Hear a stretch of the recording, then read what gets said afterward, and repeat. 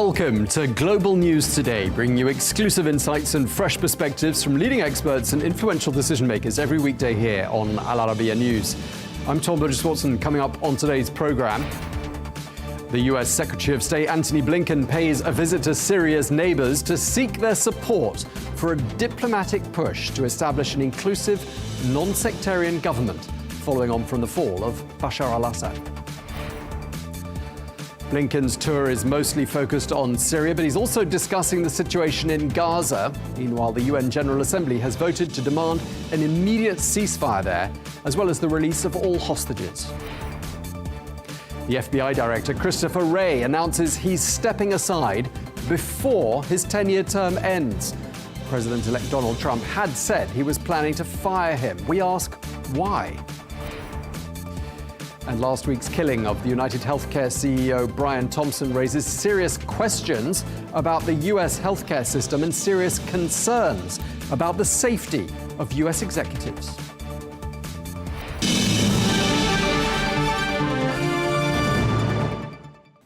Hello and welcome to the programme. The US Secretary of State Anthony Blinken is on what's been described as a crisis tour of the Middle East.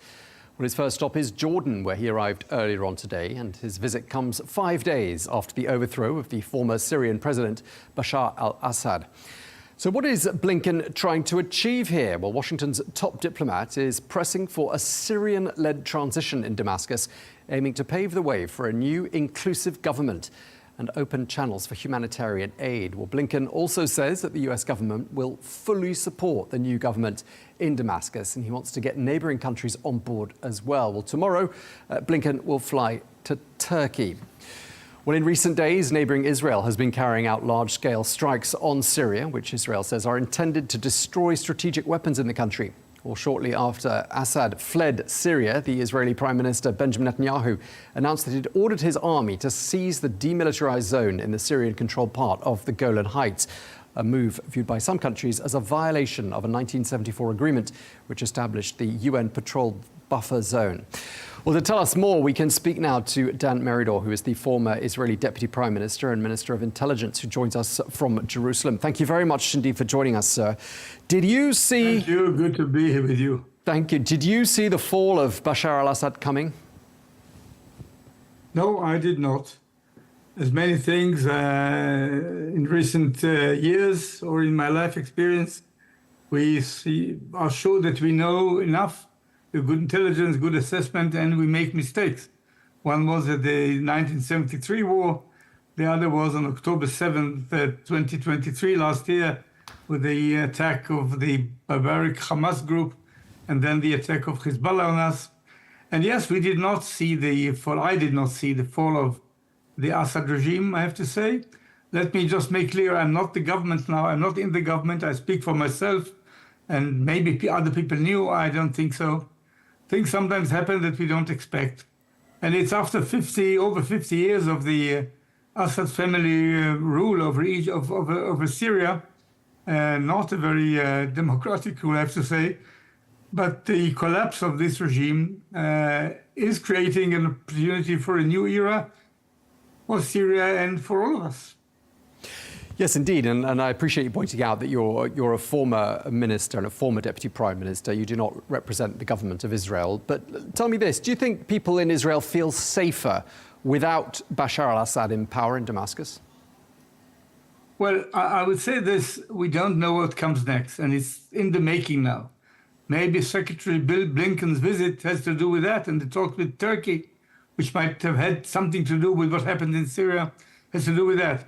If in the end of this transition, we have a stable and prosperous and peaceful Syria, this will be good for all of us. It is outside this axis of Iran, Hezbollah, Syria, that really was hit quite badly because of their stupid attack on us. And if what we see is a good neighbor, good for them, first of all, and not a dictatorship, not a regime like the Assad family had there, but a more stable and prosperous regime, it's going to be good, first of all, for the Syrians, and then for the neighbors, including us.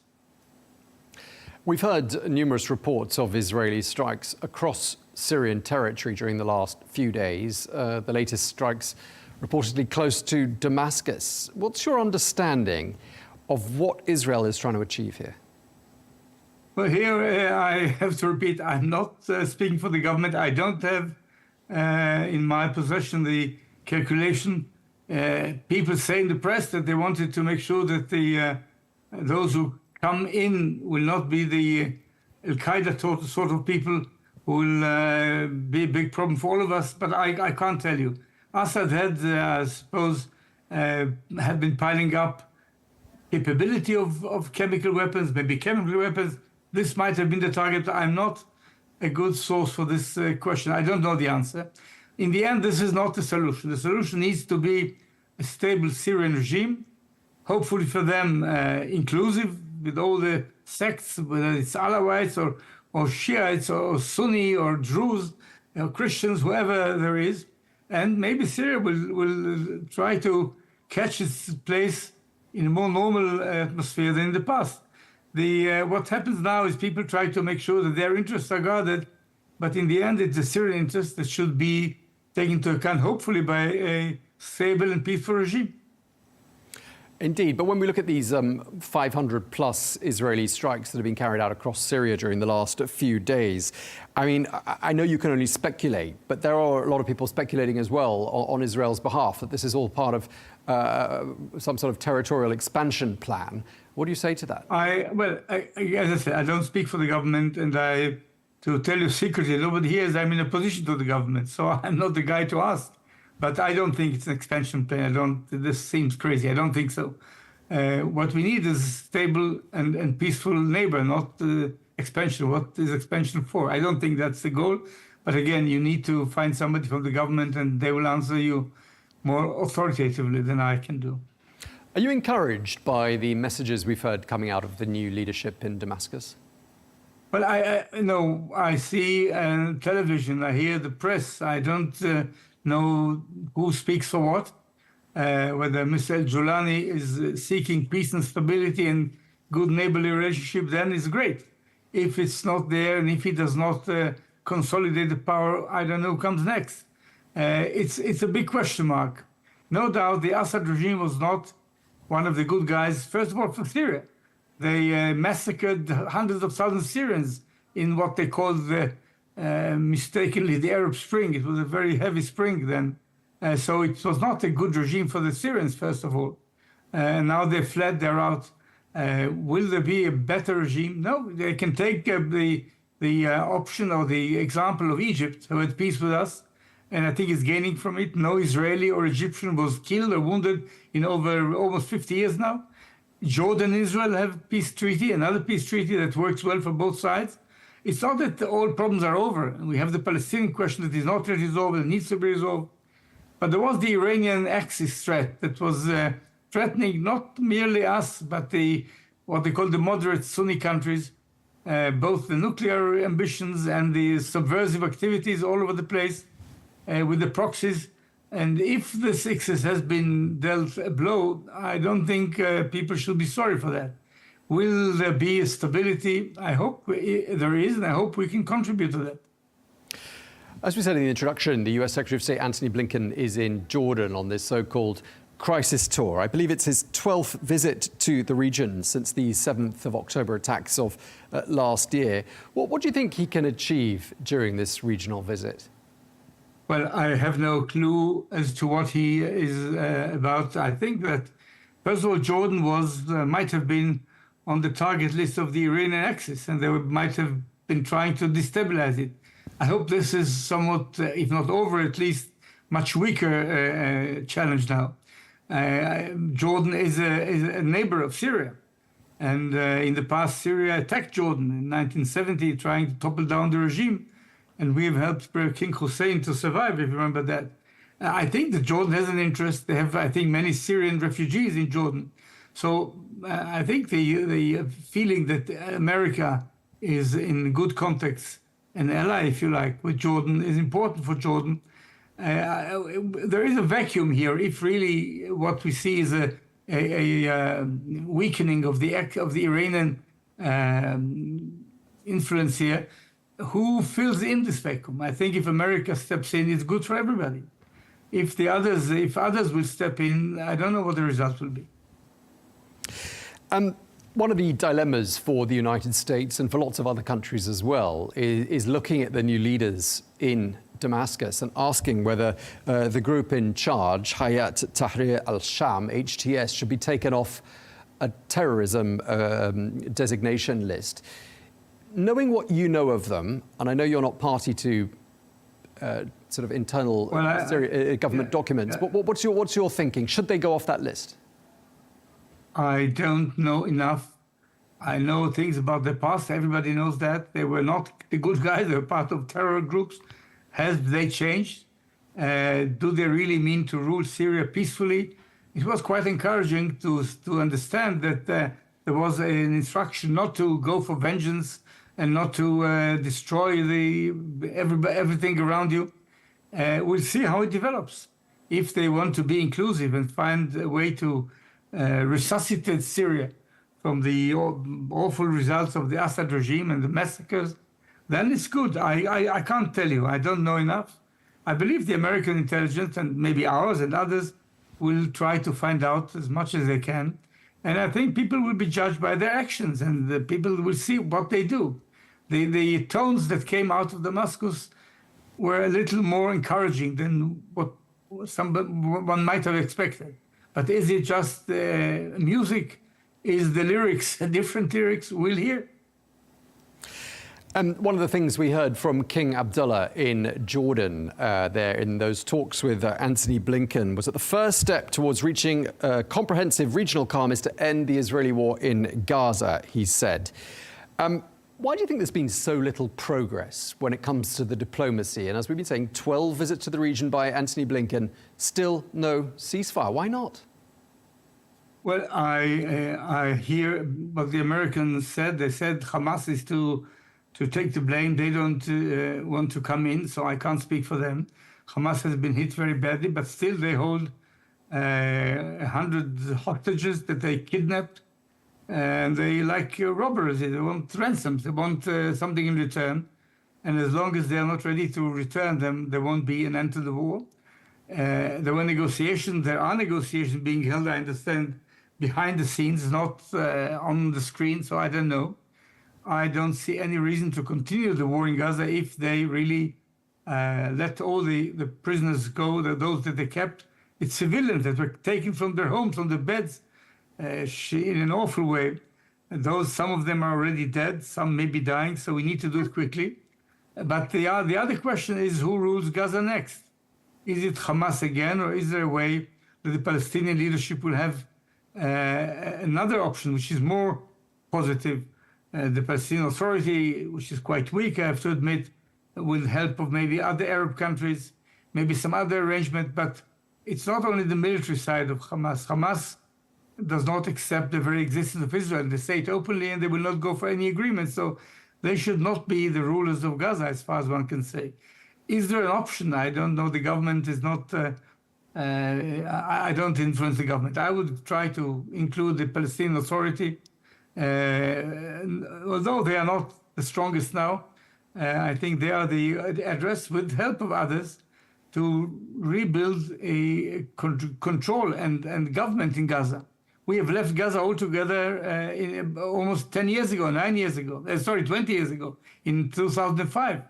And rather than making Gaza a paradise, they made it hell. And made it piled up arms, and made it a launching pad for rockets against us. So if there is another leadership coming up, I would recommend the Palestinian Authority, and around it something to build. President Biden offered something like this. The Israeli government didn't like. Definitely Hamas doesn't like it. Is the situation now better for this? I don't know. Open question, but we should ask ourselves what comes next for Gaza.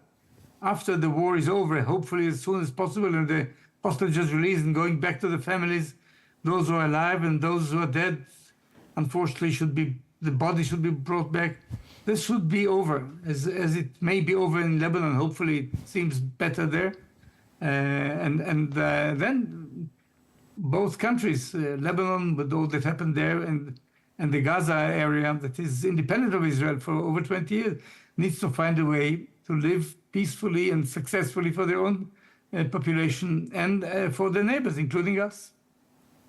And just lastly, sir, obviously there's 5 weeks left of the Biden administration. So I'm not sure whether Anthony Blinken, the US Secretary of State, is going to be able to achieve a ceasefire deal before President Biden leaves office. Then, of course, comes President Trump with a new team. He's talked about his team taking shape. We've got this Middle East envoy who's sort of part of the family, Massad Boulos. He's got his ambassador for Israel lined up. What's your thinking when you see that team taking shape? What do you think it means for your country and for the region as a whole? I'll tell you something that usually people and politicians don't like to say. The only true answer is, I have no clue. I knew what to expect for the Biden administration. I liked it. I didn't like it. It's all questions of my position, their position. Basically, I liked it. Trump offers all sorts of things. What will he make good and what not, and what these people will bring, I don't know. I think it's an open game. Hopefully, they will do the right thing. That is to say, stabilize the Middle East, back the more stable forces rather than the revolutionary forces, build a front to help the allies of America, Saudis, others, and Israel against the possible Iranian subversion. But then in the end, hopefully even find a way to live with the Iranians who have their own right to live there, but not to turn the Middle East into chaos. So it's about policy in the Middle East. It's an important area for America, for the world, for all sorts of reasons. And there is, I think, will to try to stabilize it. And the forces that destabilize it caused this awful thing the last over a year, since October 7th, attack unprovoked. Nobody foresaw it coming. And then in one day, the Hezbollah joined in, although we have done nothing to them. And the whole thing went into chaos. And a lot of lives have been lost, a lot of destruction. And this is bad. So can we go back to normalcy? Not to normalize war, subversion, and terror, but to normalize normal life. America stands for this usually, and whether it's Biden or Trump or whoever the president is, I hope America will do whatever they can to help bring about a stable and peaceful Middle East. Okay, well, we're going to have to leave it there. Thank you so much for your time, sir. Former Israeli Deputy Prime Minister Dan Meridor. Thank you for your time. Thank you.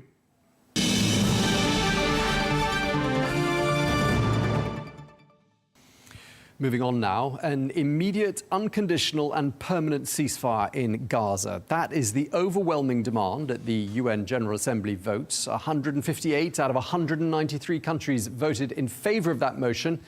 The US and Israel among the 9 countries that voted against, whilst 13 countries abstained. Well, the adopted resolution also calls for the urgent release of Israeli hostages, 96 of whom are still believed to be held by Hamas. Well, at the same session, 159 countries voted in support of the UN Palestinian relief agency UNRWA, demanding that Israel not impede or restrict its operations in the besieged territory. Well, the votes are not binding, but reflect the global position of the year-long Israeli war. Meanwhile, Israel's ambassador to the UN, Danny Danon, slammed the decision, claiming that UNRWA had been hopelessly infiltrated by Hamas, he said. The UN and its members continue its obsession with Israel. For almost 80 years, you have perfected your obsession with blaming Israel while you blindly fund hatred and violence. By voting for these resolutions, you are not voting to protect humanitarian values, but to protect an organization that has become a haven for terror. You vote for the resolutions knowing the truth, knowing that UNRWA is not a neutral actor, but an entity hopelessly infiltrated by Hamas. The Israeli ambassador to the UN, well, less than a day after the UN General Assembly session ended, Israeli strikes have been reported in Gaza, killing at least 35 Palestinians during the course of Thursday. Well, the death toll from the 14-month-long war has now reached 44,835 people in Gaza That's according to the local health ministry. Well, for more, I'm joined now by the former Deputy National Intelligence Officer for the Near East at the National Intelligence Council, Jonathan Panikoff. Thank you very much indeed for joining us on Al Arabiya News. Let's start by talking about that UN General Assembly vote, which called for an immediate and unconditional ceasefire in Gaza. It was rejected by the US and by Israel. Why? Oh, thanks so much for having me. Look, I don't think the rejection is a surprise. The United States and Israel have consistently been voting against the resolutions. I think in their view, fundamentally, at the end of the day, they're not particularly helpful to getting toward a ceasefire. And I think we're now seeing U.S. officials back in the region with Qatari officials, Egyptian officials trying to really push toward that ceasefire. If anything, I think the reality is the timing of this resolution probably is not particularly helpful because you already have the political dynamics in Israel with a right-wing coalition that's going to be against almost any ceasefire deal. This probably doesn't do anything that's particularly helpful since it's not binding. I think the U.S. probably took that into consideration in a meaningful way and said, look, we need to just try to actually get to a ceasefire and not just have symbolic UN resolutions that are going to actually move us forward. But even so, 158 votes to 9 with 13 abstentions. I mean, the United States and Israel in a very small club. And I'm just wondering whether this risks undermining US standing in the region. You know, look, I think that's a very fair point, but I'd also point out this is not the first UNGA Assembly resolution on this that's had similar margins. And look, in the United Nations Security Council, whether you agree or disagree, the U.S. has been 14-1, and the one holdout that's rejected a number of the ceasefire resolutions for various reasons. It didn't mention the hostages, or it didn't condemn Hamas's actions on October 7th. Whatever the reason, I think certainly the standing of the United States over the last 14 months has taken a hit in the region. It's hard to think otherwise when you talk to folks, frankly, in the region, you spend time on the ground. I was in the Middle East much of the last 3 of the last 4 weeks, and you hear that and you feel that. I think the Biden administration also recognizes, look, that they're on their way out, and the best way that they can probably claw back some of their legacy is getting to a ceasefire, even if it means that they're still taking symbolic hits, as this resolution certainly would indicate. Indeed, and there's been a flurry of diplomatic activity by the United States in this region, happening as we speak, in fact, because not only is Anthony Blinken in Jordan, but the US National Security Advisor Jake Sullivan has been holding talks with Benjamin Netanyahu in Jerusalem today. I mean, do you think a ceasefire deal can be reached before President Biden leaves office? I would say that I'm more optimistic, certainly, than I was a couple of weeks ago or even a month ago. And there's been a couple of factors that are driving this. Number one, frankly, the collapse of Hezbollah and the decision by Lebanon with Hezbollah's acquiescence to get into a separate deal with Israel for a ceasefire there, which has been tenuous but seemingly holding so far, has had a big impact because Nasrallah, before he was killed, had made very clear he would not agree to a ceasefire without one in Gaza first. That has gone by the wayside. Iran's exit from Syria and the position Iran is in, I think Hamas is increasingly more isolated. And that isolation, I think, is prompting them to be more inclined to a ceasefire than they were previously. On the Israeli side, I think Netanyahu recognizes with President Trump coming in, he's going to have much less flexibility. If he wants flexibility on Iran, if he wants flexibility and support for the direction he wants to go in a number of areas that are more important to him, frankly, and that especially means Iran and the longstanding place of Israel in the future in the region, he's going to have to be more willing to provide President Trump what he wants. And President Trump has been very clear. He fundamentally wants this to be done before, ceasefire to come before he enters office so that he's not entering with the conflict ongoing. I think those two factors have created a level of pressure on both sides that didn't exist before and makes me more optimistic that it can be done, though we're still quite a ways away. Indeed. And of course, we've been looking, as you've been talking, at pictures of Gaza. There have been fresh strikes there today, at least 35 people killed during the course of this Thursday alone. I mean, just looking at the scenes of devastation across the Gaza Strip, 44,835 people killed. Most of them we understand to have been civilians. What is actually even left of Hamas at this point? I think that's a really good question. I think the people I talk to are frustrated because it does feel like this is becoming increasingly more political by Prime Minister Netanyahu's side. From a security position, there's clearly reasons for Israel to want to have to stay or for an international force to come in because they're afraid of Hamas reconstituting. But at the very moment, look, Hamas's not just top level leadership, but it's frankly top 3 rungs of leadership have been decimated. Along with that, you've seen a massive decrease in Hamas's weapons inventory. Their ability to strike Israel still does exist, but it's so reduced from where we were even 6 months ago that I think that there's fundamentally not much left. And so I think that's why you see even folks in the Israeli security establishment calling that we are long past the need time to get the hostages out, and that requires a ceasefire. And that means that, yes, there will be still some Hamas remnants, some other terrorist organizations, including Palestinian Islamic Jihad, who have members who are still running around.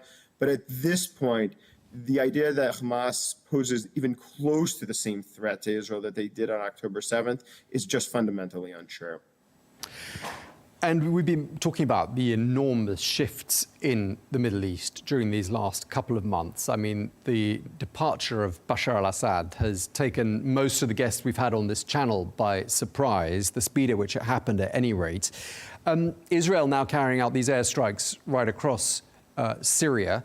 Do you think Washington supports them? I think Washington supports them, and I think, to be honest, I think quietly a number of governments in the region support them. I think one thing that you don't want, it's so unclear who is going to emerge in Syria with power. There's so many groups. It's not just HTS. You have a possibility of fragmentation, and you don't want to end up in a Libya-like scenario in which some of these groups, including ISIS and Al-Qaeda fragments, have access to what were remaining chemical weapons or to real ships and ballistic missiles of the Assad regime. So I think those types of strikes actually are quite meaningful. What's not particularly helpful is the decision by Netanyahu to stand on Mount Hermon in the Golan Heights and brag about this, frankly. I think that was done for domestic political consumption, and it makes it harder and undermines, I think, the public narrative, because then you've got no choice but for a number of Syrian opposition groups to understandably say, we are vehemently opposed. What is being done is completely inappropriate, must stop immediately, is illegal, even if they too are concerned about some of these weapons falling into the wrong hands. Yeah, I mean, just looking at recent history, there are so many bad scenarios to choose from in terms of which direction Syria could end up going in. But listening to what we've heard from the new leadership in Damascus so far and looking at the situation from the outside, are you hopeful about the future of Syria? I honestly am among those who just doesn't know where it's going to be. There are moments I'm hopeful and moments I'm quite nervous. I think there's certainly a possibility, and my hope is, like I think most people, that you get to a place of stability and broader control. You have agreements between a number of the various factions, and you don't end up in a position where the entire state is fragmented into a Libya-like scenario. The chances of that happening, I think, are much greater the quicker that everybody can coalesce in the international community, provide support, and can coalesce behind whatever leadership emerges. The longer it takes, 6 months, 9 months, a year, 2 years, it's going to get harder and harder for that to happen. And people will end up grabbing onto power in their territorial areas where they have the most control, trying to minorly expand them. And then you're really in a situation where you could have an elongated conflict that's not just two sides, but could be, frankly, 4, 5, 6 different sides. And I think that's incredibly bad for Syria and the Syrian people who have suffered for so much and so long. Bashar al-Assad's ouster is a phenomenal thing for them and potentially for the region. But I think the international community has to work quite hard and quite quickly to make sure that this moves into a direction that's positive for the future of Syria, the Syrian people, and the region.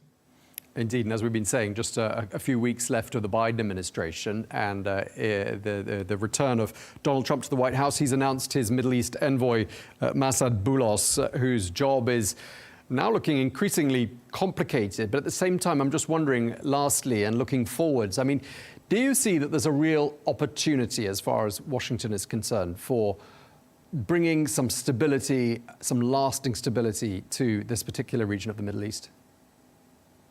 Like everyone, I certainly hope so. And Boulos is going to be doing this in somewhat of a conjunction with another individual, Steve Witkoff, who is a real estate developer and is going to be charged with kind of expanding really the Abraham Accords and facilitating peace.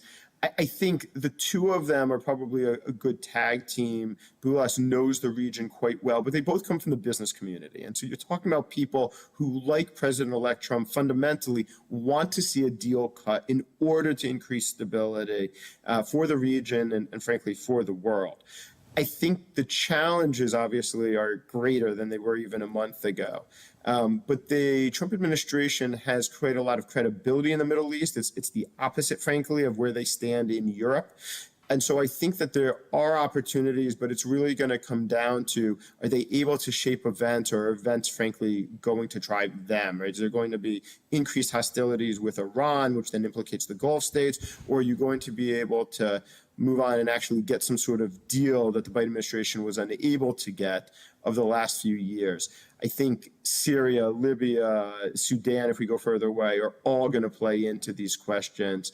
But obviously, there's some overarching concern about Iran and then the broader terrorist threat that could emanate Al-Qaeda, ISIS from Syria if it's not controlled completely. And that's going to drive the region forward. OK, we're going to have to leave it there. Thank you so much for your time. Jonathan Panikoff, thanks again. Thank you.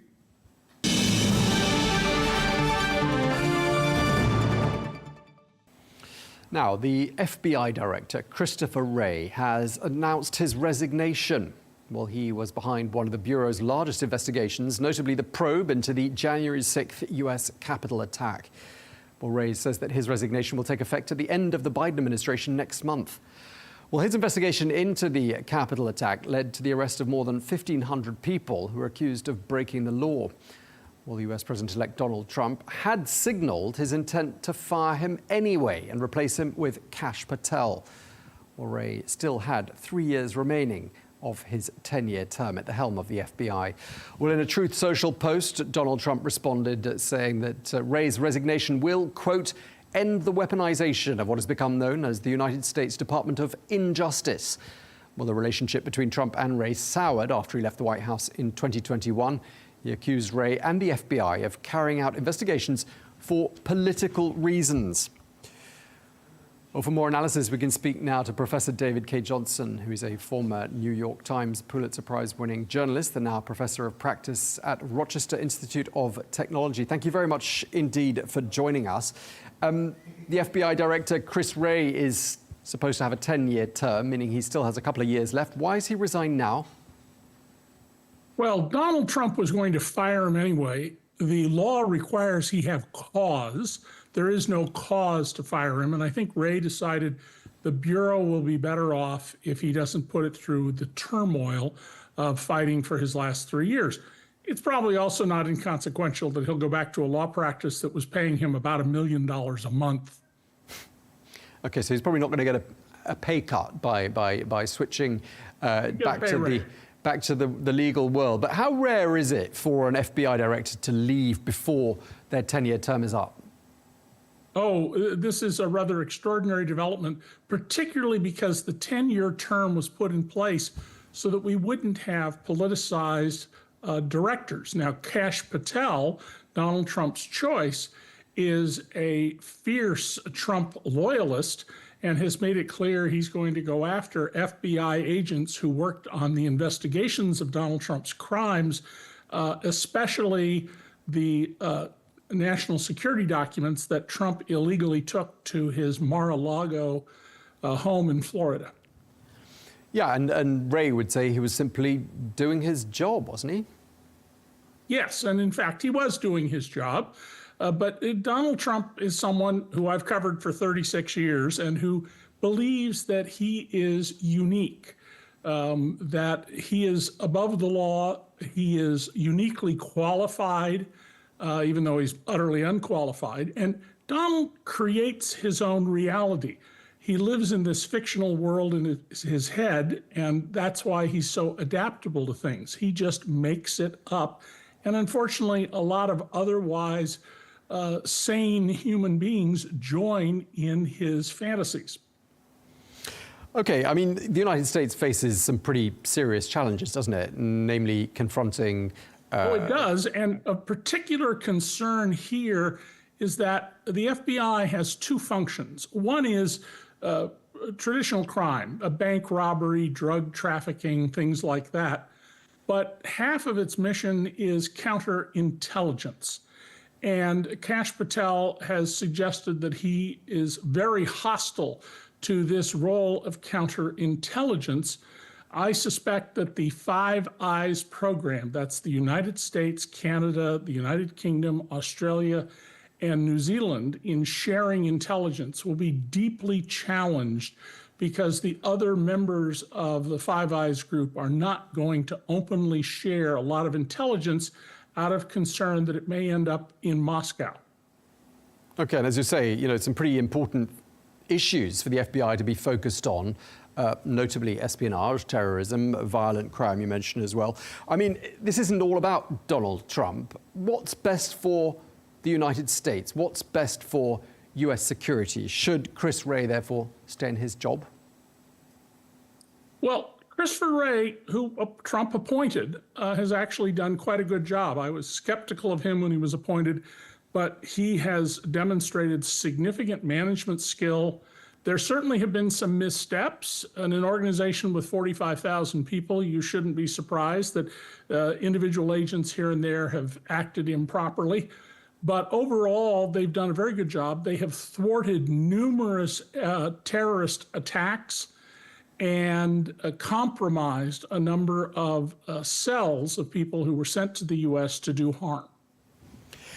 And, you know, if Christopher Wray leaves under a cloud and the perception that it's perhaps unfair and that, you know, the whole point of these 10-year terms, as you said, was to minimize the chances of partisanship in the 4-year political cycle. I mean, do you think that could result in, you know, a real nosedive in morale in the ranks of the FBI and therefore greater risk to U.S. national security?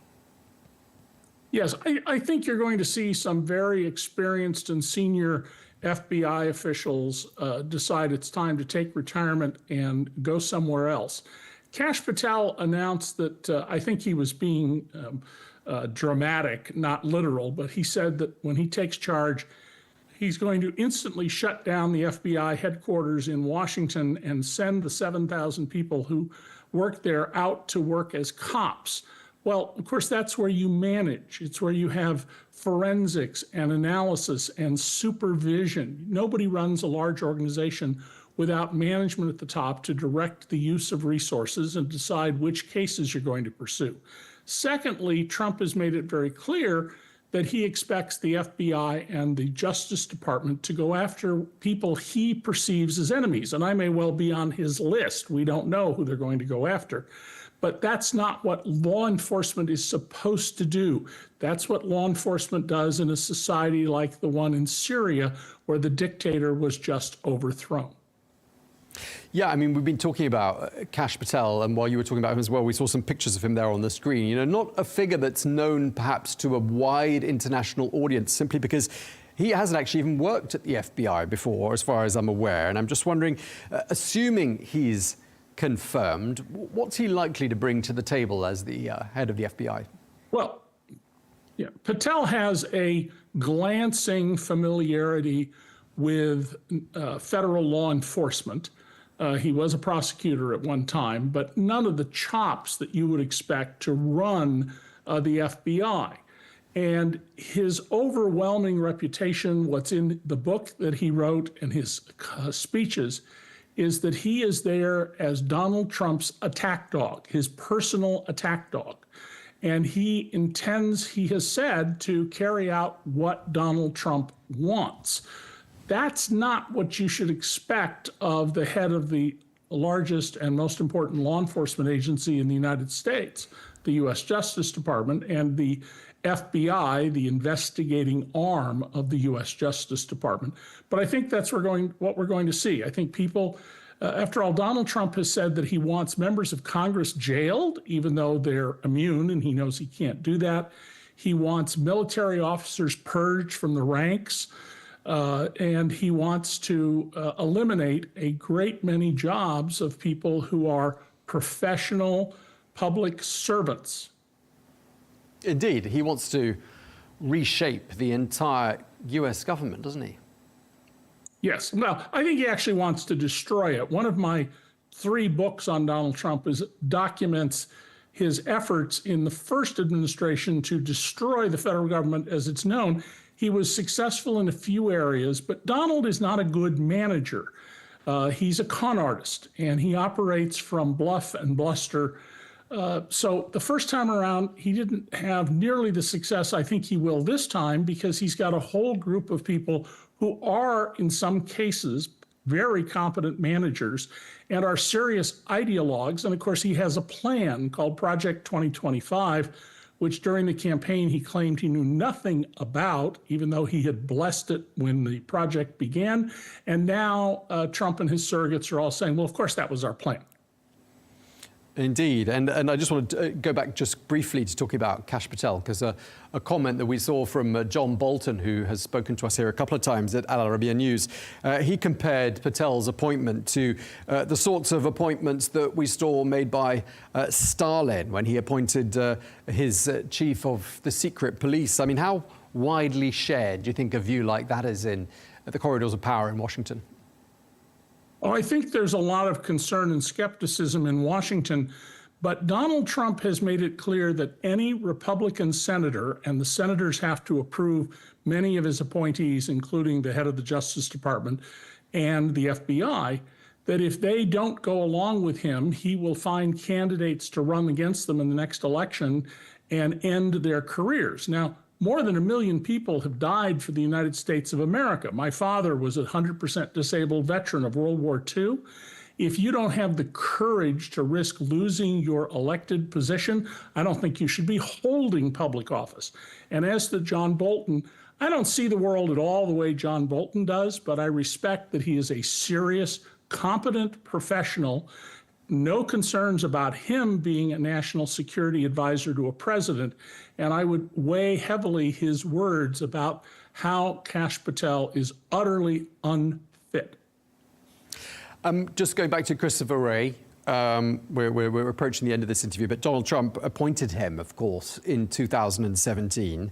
And Christopher Wray, if I'm not mistaken, is a lifelong Republican. So you'd have thought, you know, these two men with conservative views ought to have seen eye to eye on a number of issues, but it seems they didn't. I mean, do you think in terms of where it went wrong in that relationship, it was simply about the probes that the FBI carried out into January 6th and the handling of documents by Donald Trump?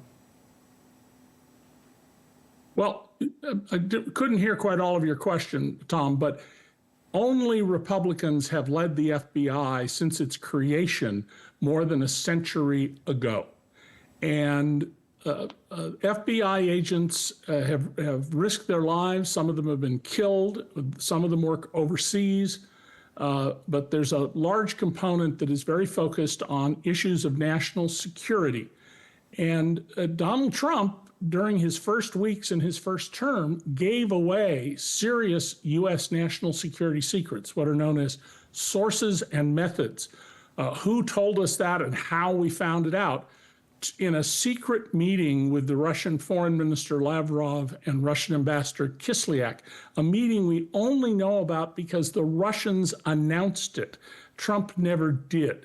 And so I think there's grave reason to be concerned that under Kash Patel, the FBI will not be doing the kind of job it has under Christopher Wray and his predecessors dealing with American national security. Just lastly, you've mentioned, and we know from having spoken to you before, that you've written extensively about Donald Trump. You've written books about him. Just want to get your reaction to the news that he's been named as the Time Magazine Person of the Year.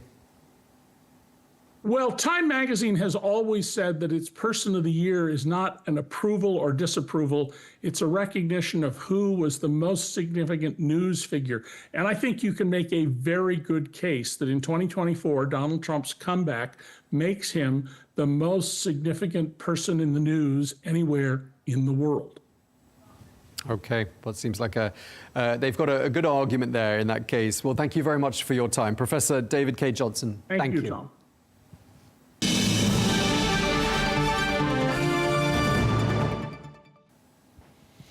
Well, staying in the United States, businesses are scrambling to protect their senior managers as police warn of an elevated near-term threat against C-suite executives. Well, in the days since Luigi Mangione was charged with murder for gunning down the top health insurance executive Brian Thompson, wanted posters with the faces of CEOs have begun appearing on walls in New York. Well, the posters feature words deny, depose, defend. Now, that's a slogan that was found carved into the bullets that killed Thompson last week. Well, the posters accuse the executives of denying medical care and favouring corporate profit. Well, let's get more analysis now. We can speak to our correspondent in New York, Sally Patterson. Sally, thank you very much indeed for joining us. The evidence associated with Luigi Mangione, the man charged with the killing of the CEO of United Healthcare, looking pretty compelling, isn't it? Well, we are hearing more and more details about what police are finding as part of their investigation into the killing of Brian Thompson just over a week ago now. Now, we have heard on Thursday that some shell casing found at the scene of the crime appears to match a gun that was carried by the suspect in this case, Luigi Mangione. There's also evidence to suggest, police say, that DNA testing also appears to link the suspect to the crime, and we are hearing more details each day that goes on. I will say, of course, at this point that Luigi Mangione's lawyer says he plans to plead not guilty both here in New York and to the charges he's facing over in Pennsylvania. Now, what we're seeing here in New York City, just a few minutes from where the shooting took place last Wednesday, is posters popping up across the city.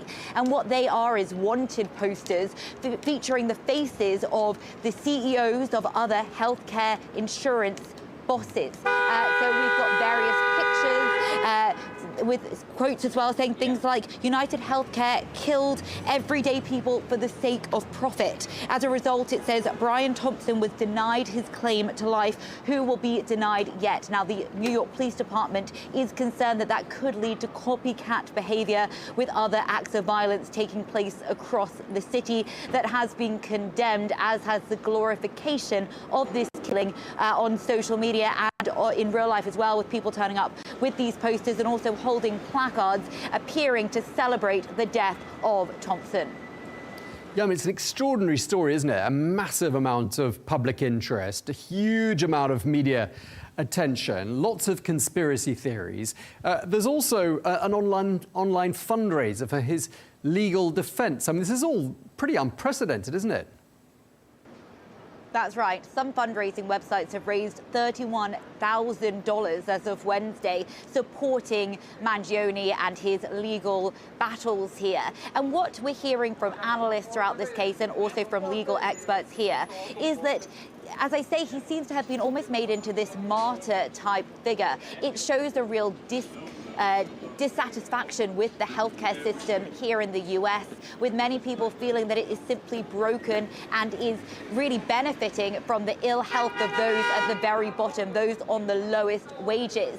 And what we're hearing is that this shooting, which has shocked people here and around the world, is actually a sort of almost a long time coming, many people here feel, because there is so much resentment and anger towards this insurance system, which makes billions and billions of dollars every year. Now, that has, of course, been condemned by lawmakers here. We've heard the White House strongly condemn any sort of glorification of this act of violence. We also heard from Pennsylvania Governor Josh Shapiro, who said that this man, whoever was behind this shooting, is not a martyr, but this is unacceptable. They said that Thompson left behind his family, he left behind 2 children, and this is not something to be celebrated. But what the other thing that this shows, this case, is just how much impact social media can have. We have seen so much coming out online, whether it's memes coming out, whether it's the mugshots of the suspect being circulated, and also conspiracy theories as well, linking various potential motives to the shooting that took place. The anonymity of people online is also something that's been pointed to here. People able to put out threats from the safety of their bedrooms under the disguise of being online and unable to be traced. Also, people combing through the social media accounts of the suspect in this case to make their own analysis.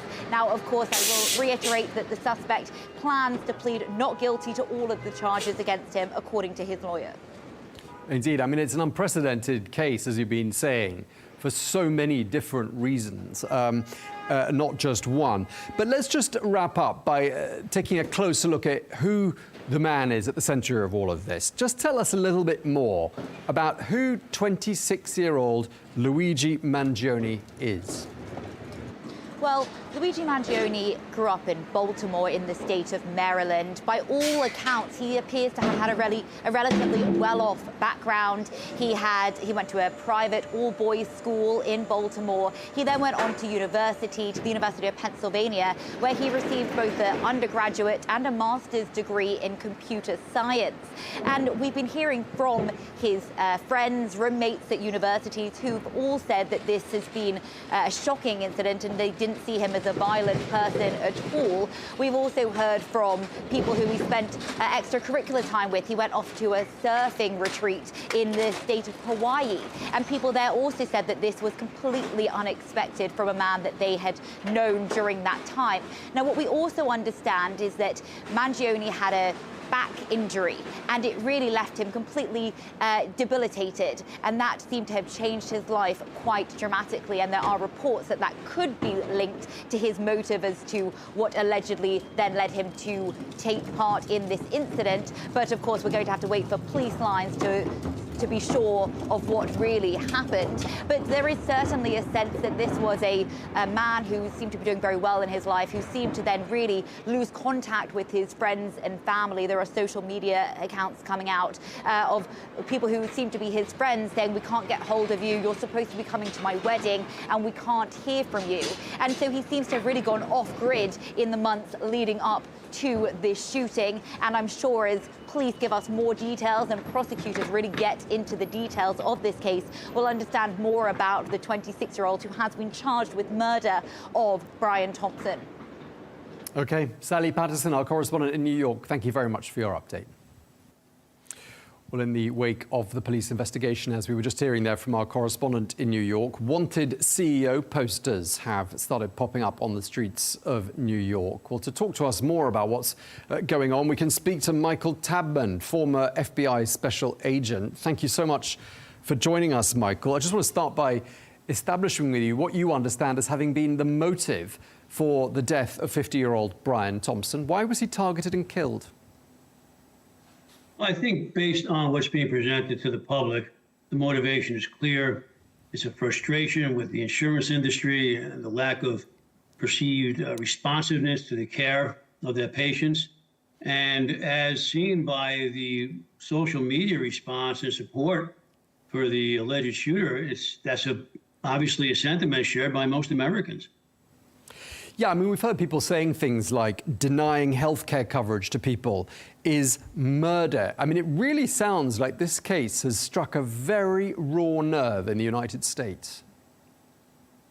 I think striking a raw nerve are the exact correct words. This guy has become sort of a Robin Hood now. Again, I understand the frustration, but I didn't see that coming, that he'd be hailed as a hero. So that really actually makes, in a sense, almost a successful terrorist attempt. Domestic terrorism is, intimidating a group of people, civilians, the government, in order to affect some sort of institutional change. And right now we have people talking about changes with the insurance industry, though through fear. And I'd never want to see this happen in the United States again. But it is struck a chord. It struck a chord with the American people. It struck a chord with the insurance industry. And I think what will be interesting now is, while prosecutors generally rely on presenting the compelling evidence in a case, When this comes to trial, if it does, they have to be concerned now, can they get 12 jurors, none of whom are going to have any sympathy for the suspect? Indeed. And it's extraordinary, as we were saying just before we crossed you, that these posters have been popping up, these wanted posters of senior executives from corporate America. People saying things online like healthcare CEOs should not feel safe. I mean, when you hear things like that, do you think that there are some real implications for the safety of senior individuals in corporate America? Right. If I understood you correctly, because I'm not hearing you well, you're asking if there was a real danger to other healthcare CEOs. Was that the question? Exactly. Okay, yeah, definitely there is. Well, first of all, with this case, you always have, as with other shootings or high-profile crimes, we always have the danger of the copycat. So that's the danger in and of itself. And then you, of course, have this heroic lionization that social media has presented to the suspect, and others who are extremists who are on the precipice of committing violence in the name of some perceived wrong will take this as motivation, saying, hey, I could be a hero too. I'll be praised, in the media, social media. I'll get 500,000 followers, and I'll probably, get off because the public supports me. So yes, from two fronts, copycat, but yes, but also the motivation to be, the next Robin Hood out there. So I would say that at least for the time being, CEOs, high-profile individuals in the healthcare or other related industries need to be extremely cautious. Yeah, I mean, you talk about the sort of folklore element of the suspect here, and there's even free Luigi merchandise being sold by some people. And when you talk about corporate executives having to rethink how they live, their security arrangements, I mean, what sort of steps can companies take on behalf of their senior management to ensure that they're not targets themselves?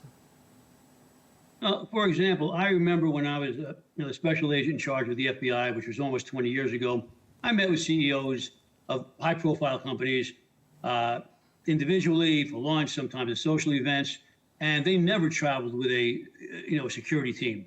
And now I understand this CEO did have a security team, so clearly that threat may be changing. But a security team obviously is important. Awareness, just like we ask everyone to do for these guys when they're leaving the house, look for something suspicious. Any phone calls, knocks on the door, anybody asking about them, they should report to their security or to law enforcement. Obviously, home security, beware of home invasions or someone breaking in. Nothing out of the ordinary that we haven't heard of, but mostly being aware of their surroundings in addition to what we call hard target protection, security details and alarm systems. Being aware of the situation, knowing where he's going, knowing who he's meeting, understanding the exits to a place in case of emergency, understanding how to respond with a security team if there's a threat, training and practicing that. So all the normal things that a security consultant would advise them on to do. I mean, when you look at the profile of Luigi Mangione, 26-year-old, we were just talking to our correspondent in New York who said, he came from what by all accounts sounded like a loving family, intelligent, educated, lots of privileges. Is there anything in his profile that you've seen up until this point? And I'm sure you're party to only media reports about him, but is there anything you've seen or read or heard that to you sounds like a red flag? Well, nothing that we would have discovered prior to the shooting, such as his manifesto, which clearly is consistent with other shooters that we've seen, mass shooters, school shooters. 9 times out of 10, you'll hear people say, oh, I just didn't see this coming. He didn't show any signs of that. Or, yeah, he spoke about it, but it certainly didn't sound like him. We didn't consider that to be a real threat. So in that sense that we didn't see that in him, or his friends didn't see this family, that's consistent with what we've seen in other shooters. But the manifesto, the internal agonizing over whatever they believe their grievance is, that's also consistent, but we have to know about it. So the question now will be, was there any leakage? And I'm sure we've heard that term quite often. Is anybody, his friends or family, going to say, yes, now that I think back, he said this, or he made some sort of comment, or was fascinated with some sort of story about a shooting? That would be some indication. But it's very easy to look at that in hindsight and make the connection. While it's happening, a comment or some fascination with the story from someone we love or care for or are with often, is hard to detect as leakage of an act this violent and this overt. This is my last question to you, Michael. Just to sum it all up, do you think this could perhaps be summarized as having been an example of the widening sense of inequality in US society, or would you say that was an oversimplification? No, I think it is an example of the frustration growing in the United States, a divisiveness in this country, which is certainly well documented in the news and is known worldwide. The element of violence has been thrown into our lifestyle here. There are those who condone violence, those who minimize violence when it happens, if it fits their political narrative. So I think while as upsetting as this is, I don't find it that surprising in the sense of where we have been heading in the United States for some time now. Okay, well, we're going to leave it there. Thank you for your time. Michael Tabman, former FBI special agent. Thanks again. Hey, thank you.